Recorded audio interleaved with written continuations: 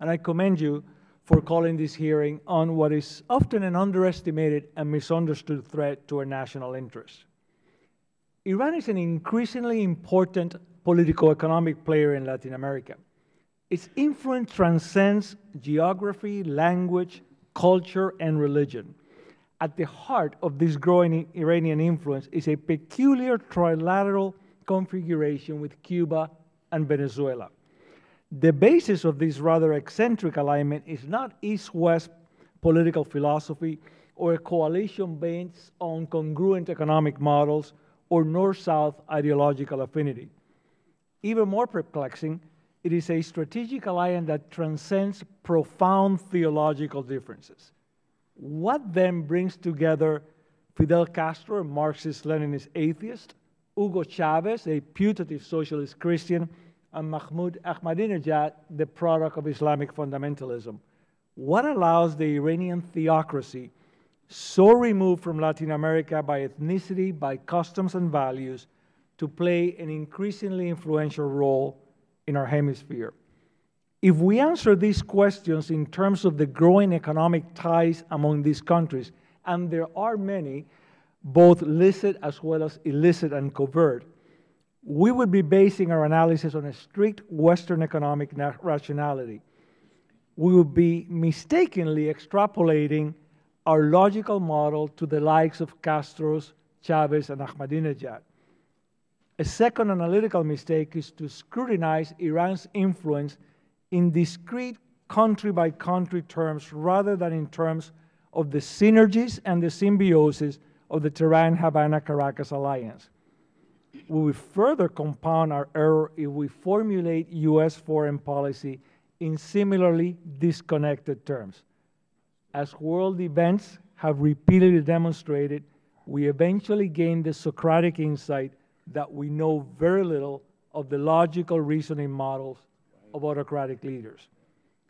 Although it may seem that way to us, these countries do not follow an irrational foreign policy.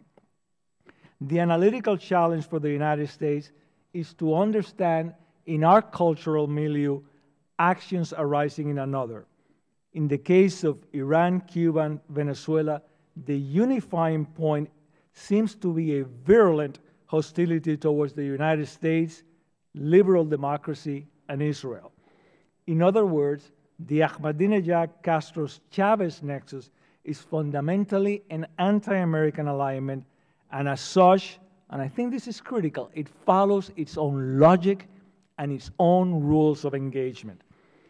The growing Iranian influence in Latin America, together with its Cuban and Venezuelan connections, should be understood in this context of an anti-American alliance determined above all other considerations to undermine U.S. national interest. Cuba and Venezuela have become the most strident defenders of Iran's nuclear ambitions, and the three countries have formed a strategic partnership to evade UN and U.S. economic sanctions. Moreover, Cuba's sophisticated intelligence and counterintelligence capabilities are reportedly shared with Iran and Venezuela.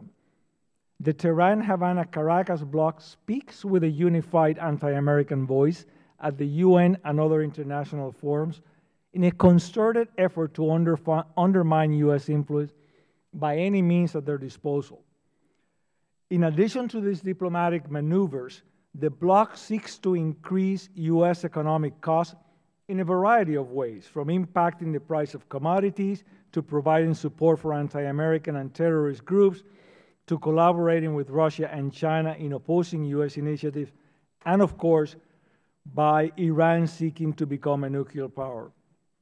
It is within the realm of the possible that should Iran succeed in deploying and developing its nuclear capabilities, Venezuela may seek deployment on its own territory. This geopolitical alignment, if it can be described as ideological at all, is based on an ideology of hate towards the United States, Israel, and democratic governing principles. Distinguished members, the formulation of U.S. foreign policy is often imbued with inherent tensions between policies anchored on our democratic values and policies based on our national interests. In this case, a rare congruence exists for clarity of purpose in a coordinated U.S. foreign policy that blends our support for democratic values with our national security concerns. First, our foreign policy should pay far more sustained attention to Latin America. And second, unambiguously, we should take advantage of this congruence of purpose to be unabashed and not timid in supporting oppositions to the tyrants that threaten our national interest. Thank you. Thank you very much. Thank you to all